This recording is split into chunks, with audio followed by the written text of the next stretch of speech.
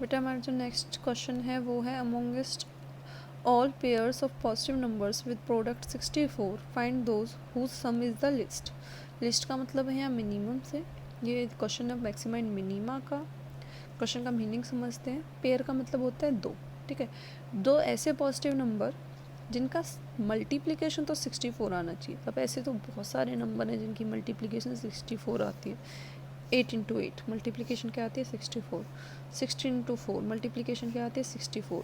1/64 into 1 multiplication क्या आती है 64। और आप कुछ और भी बना सकते हो, जैसे मैं लिख दूँ यहाँ 64/4 इंटू 4 मल्टीप्लिकेशन क्या आएगी आपकी 64। ठीक है, ये अलग अलग एग्जाम्पल है, ऐसे कितने भी फॉर्म कर लो आप। 64/5 इंटू 5 कर दो, आएगा क्या 64। 64/6 इंटू 6 कर दो, आएगा क्या 64। ये अलग नंबर है, ये अलग नंबर है, ठीक है। 64/7 कर दो, इंटू 7 कर दो, आएगी क्या मल्टीप्लिकेशन 64। ऐसे तो इनफाइनाइट नंबर हैं जिनकी मल्टीप्लिकेशन 64 है।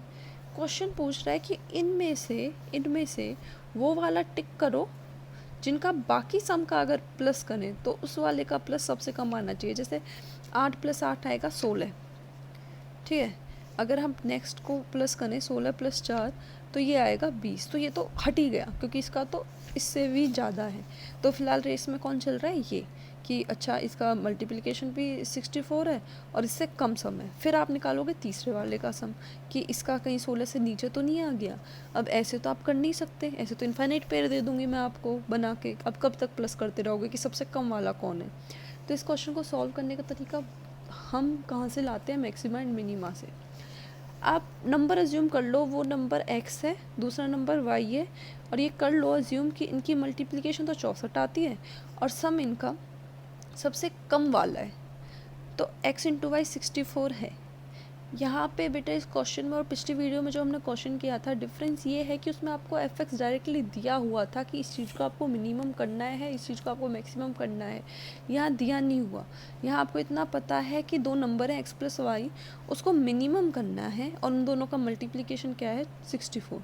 अब देखो आपने ऐसा क्वेश्चन नहीं किया जिसमें x भी है और y भी है। आपको सिर्फ कौन सा क्वेश्चन सॉल्व करना आता है जिसमें या तो सिर्फ x हो या फिर सिर्फ y, ठीक है। अगर सिर्फ y होगा तो आप df/dy निकाल दोगे, अगर सिर्फ x होगा तो df/dx। तो आप करोगे क्या, जो ऊपर इन्फॉर्मेशन दी हुई है उससे इस f को या तो सिर्फ x में कन्वर्ट करोगे या सिर्फ y में। तो आपने यहाँ से y की वैल्यू निकाल दी 64/x, f में पुट कर दिया x + 64/x। अब बेटा अब ये क्वेश्चन बिल्कुल पिछले क्वेश्चन की तरह हो गया। आपको सारे पुराने वाले स्टेप्स फॉलो करने हैं। मिनिमा आपको करना क्या है, मिनिमम ना, तो आपको मैक्सिमा से मतलब नहीं है। इसमें सिर्फ एक टर्मिनोलॉजी यूज़ की हुई है मिनिमम वाली, तो आपसे को मैक्सिमा से तो कोई मतलब है ही नहीं। आपको सिर्फ क्या निकालना है, मिनिमा। अच्छा ये चीज़ ध्यान रखो, अगर कभी भी मिनिमम टर्म यूज़ हो जाए तो आपको मिनिमा तो निकालना ही निकालना है, तभी आप मिनिमम तक पहुंच सकते हो, ठीक है। मैक्सिमम टर्म यूज़ हो जाए तो मैक्सिमा तो निकालना ही निकालना है, तभी आप मैक्सिमम तक पहुंच सकते हो। तो फिलहाल आपको कौन से स्टेप करने हैं, df/dx निकालो, उसको इक्वल्स टू 0 पुट करो, फिर x की वैल्यू निकालो, ठीक है। ये मैं डायरेक्ट बुक से सॉल्यूशन से आपको दिखा देती हूँ। तो यहाँ तक हम पहुँच गए, ये आपका फंक्शन बन गया, मैंने उसको f नाम दिया, इन्होंने इसको s नाम दे दिया। आपने डिफ्रेंशिएशन करी, x की डिफ्रेंशिएशन 1 आ गई। अच्छा 64/x था ना, तो उसको मैंने x की पावर -1 कर लिया। तो जब आप ये तो 1 आ गया, जब आप इसकी डिफ्रेंशिएशन करोगे तो 64 कांस्टेंट है, -1 आएगा आगे, x की पावर बनेगी -1 -1, ठीक है। तो 1 ये minus plus minus minus 64 x की पावर -2, तो बेटा 1 - 64/x², ये आ गया आपका df/dx। फिर इसको क्या करते हो नेक्स्ट स्टेप में, इक्वल्स टू 0, यानी कि 1 - 64/x² इक्वल्स टू 0, यानी कि 64/x² इक्वल्स टू 1। इसको इधर ले आओ, ठीक है, x² इधर मल्टीप्लाई, यानी कि x² इक्वल्स टू 64।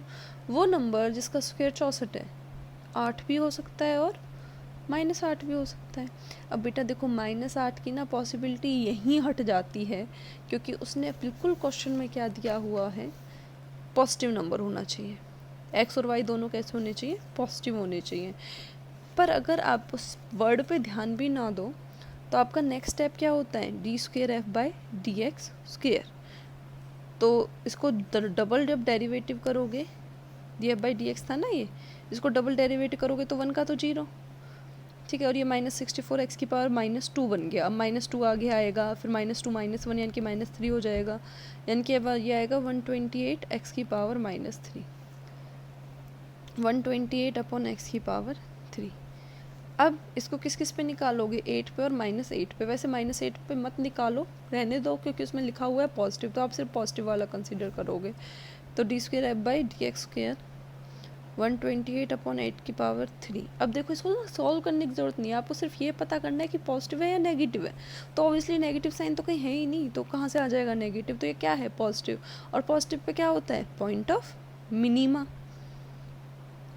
यानी कि x प्लस वाई, इसको करना था ना लिस्ट, इसको करना था ना मिनिमम।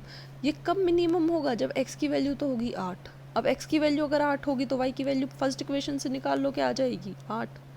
तो ये चीज़ x प्लस वाई कब मिनिमम होगा, जब x भी 8 होगा और y भी 8 होगा। स्टार्टिंग से सुन लो बेटा, प्रोडक्ट आपको 64 दिया हुआ था, मिनिमम किसको करना था, x प्लस वाई को।